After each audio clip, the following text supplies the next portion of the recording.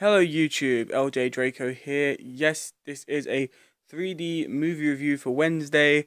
I just want to apologize that I'm not uploading many videos. It's just, as you guys know, it's been taking a lot longer than it was supposed to.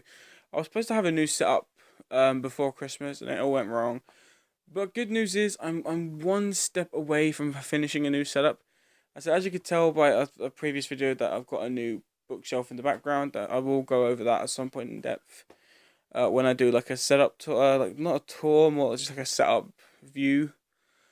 Um, but basically, I'm one step closer to finishing my desk, and once that's done, I'll do a desk tour as well and stuff like that, just to show you guys the kind of system that I use.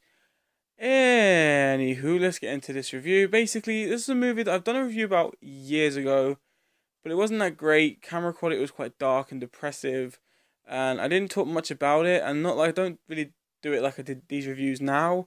I did it in a different style back then, so I thought I'll try it this way now. And basically, this is going to be a 3D review of Pacific Rim 3D. Now, basically, yeah, I'm gonna just set this down and put the picture up next to me, as you guys know. Pacific Rim is one of my favorite movies that came out in 2013. It was just fun. It was like big robots versus sea lizards and sea creatures and stuff like that. That was awesome for me. It was fun. It was action packed. It was heart pumping. Just a very visually stunning movie on Blu-ray, on DVD even. I mean, just seeing it on any platform at the time, just wow, made me feel so happy. So I'm gonna do, I'm gonna do a 5-minute review of the actual movie, and then it's gonna be obviously the 3D side of things. Alright, so let's start off with the cast. We have Charlie Hunnam as Riley Beckett. We have Diego Klatanoff as Yahtzee Beckett, sorry. Then we have Idris Elba, a great British actor, playing Stacker Pentecost. Then we have Rinko Kikuchi as Mako Mori. Then we have Charlie Day as Dr. Newton Geisler, and Bern Gorman as Gottlieb. And also, there's also a cameo from Ron Perlman in this. Alright, so as you can see, we've already got a reasonably good cast. I mean, I know a lot of people don't really like Charlie Hunnam much. Yeah, his accent does kind of fade in and out quite a few times. But I did like his character, and I did like his way of thinking, because yeah, you understand why. Let's get into the movie. Basically, this is about Earth was basically just living its normal life until it started having these creatures arise from the sea that was terrorizing towns and villages, that destroying lots of stuff, and it kept happening to the point where the human race decided to build these gigantic machines known as Jaegers to start taking them down, because they realized humans can't take them down, human weapons weren't really working. So to build giant machines that could take them down was the best way to go. And when they were originally using these giant machines, it was usually originally using one human pilot. But the strain between linking your brain through the rift was just killing a lot of people, destroying their minds. So they decided to do a split rift system where one pilot would control the right hemisphere and the pilot would control the left hemisphere. And the rift was, what was done was the rift shared brain waves so that you both think the same thoughts and have the same plans, so that you'd both work together as a team. But some people have to be drift compatible, some people just weren't. Skip ahead in the future, there's two brothers known as the Beckett brothers. They had a specific Jaeger known as Gypsy Danger, who is just probably the most badass Jaeger to exist. I know there's been so many, Striker Eureka and Crimson Typhoon, but Gypsy Danger was probably one of the best Jaegers that existed through the film. And basically they get sent off. I think it was like a stage, it was either like a stage or 5 or a level 5 kaiju, and it was they said it was the biggest yet. And you see them kind of going down the lift into the head, and you see the head going down onto the body. And you see these airships carrying the Jaegers into the sea, drops them down. By the way, the score for this movie is freaking phenomenal. I don't know who did it. I didn't do the research, but just the background music for every scene just made the movie feel so much more alive. You know, like it just felt more interesting and more fun to watch. Um, yeah, I just really really enjoyed that part. And then you see them get into the first fight with the first kaiju you see properly in the film. And yeah, there's some badass things. You know, like I love that whole like siren, not siren, like a foghorn thing when Gypsy Danger stands up out of the water and you hear like and like in the background it's like yeah, it's like awesome, like you know Gypsy Danger's there. And then basically, spoiler alert, the kaiju tears one half of the helmet off and rips out Yanti Beckett while he's still he's basically still rifting with his brother. It's like his brother feels him die. It's kind of hard, like painful. But the brother survives. He kills the kaiju. Skip ahead. There's these two scientists known as Gottlieb and Newton Geisler, and they are like studying the kaiju, studying their plans. Geisler is a kaiju groupie. He's like got tattoos of them. He's obsessed with each and every single kaiju, and he wants to meet one face up. Whereas Gottlieb is or Gottlieb, I don't know how to pronounce his name. He is trying to work out how they use their plan of attack, and he starts saying that look, originally they were coming in one by one. Now they're coming in two by two, three by three, four by four. And he goes, they're going to just keep coming in more by the number each time. They get more powerful.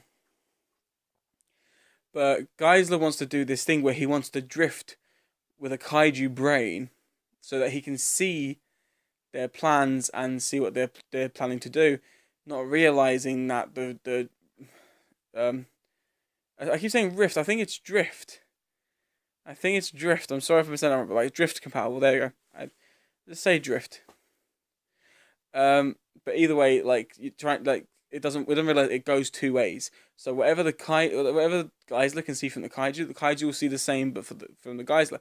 So it's like the kaiju will learn exactly what the humans are doing at the same time the humans learn what the kaiju are doing, and it makes no sense. It's dangerous, but it does it anyway.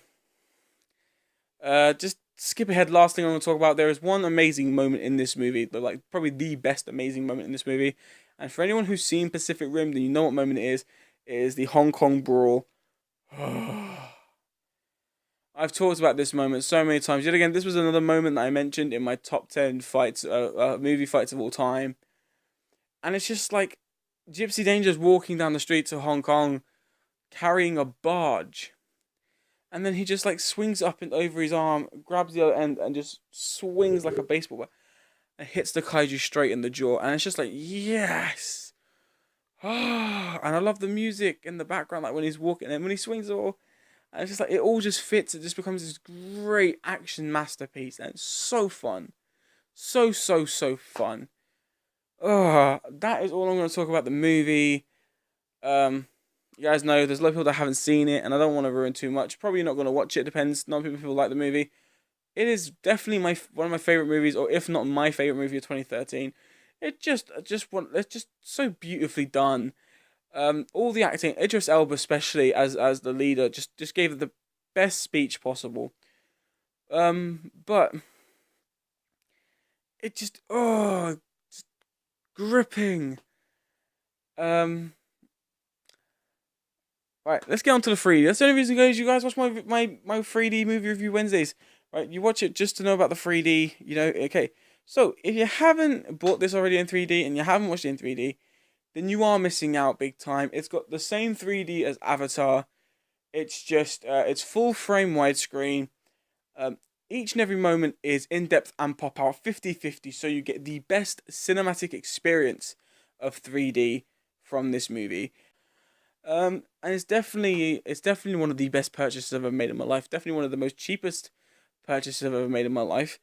And it's definitely worth the 3D. Now I know a lot of people think 3D like isn't that great. I've heard quite a lot of people on 3D like in their YouTube videos talk about how 3D was like a failed experiment, how it bombed, how it didn't take off the way it should have. Okay, 3D wasn't exactly a big thing for the people out there who enjoy 3D, like like me and like a few of my friends out there, you know, we just, even though it may not be a big thing, we just enjoy every single 3D masterpiece that they bring out, and we will enjoy it forever because we just love that feel of like being in the movie. That feel of just immersing yourself in every single scene just makes it feel so much more alive. And Pacific Rim is definitely one of those movies. I mean, when he's in the ocean fighting the kaiju, you feel like you're standing in the ocean beside him, looking up at him, doing the fighting, and it just feels amazing. To give this movie a rating, it's gonna have an A plus. It definitely has rewatchability. It definitely I can watch this more than at least 3 times a week. It's just that fun of a movie. Plus, the 3D is absolutely fantastic, and any movie that has 50/50 3D, whether it's letterbox widescreen or full frame widescreen, no matter which one it is, it's gonna get an A plus, especially if it's got a rewatchability. It's just definitely one of the best 3D movies I've ever seen and owned in my life. Because like I said, I done a review ages ago. I'll put like a picture or a thumbnail image here of how long ago I done that review, and like it didn't take off as much as I thought it would have. And in fairness, probably gonna take off the same now. But I just felt like back then I didn't do the film just as much justice like for the 3D or the movie itself, and I felt like I kind of owed it to that movie because that movie just it was one of the first 3D movies I bought. I bought like my first five top like think 3D movies I bought was Avatar, Night Before Christmas, Tron, Toy Story 3, and Pacific Rim. And each one of those didn't let me down when I first watched them. I know some things have changed, but Pacific Rim has stuck with me. I've never sold this one, and I've never rebought it. That's the original copy that I bought from when I first started buying them. So I'm happy to still be owning that anyway. Yeah, so that's the end of the review. Just a couple of minor bits. I probably will do the desk and setup tour when I'm doing my complete January to February collection update video, because I've got a shit ton of stuff to show you guys. Oh, I really overspent in January. February, I've not spent that much. I've not got that many titles, but I really overspent in January. So I've got a shite ton of titles to show you, and I'm looking forward to it. So I'll probably show you what I picked up, and then I'll just show you like the bookshelves, the TV setup, and the desk setup, just so you guys know like what it looks like.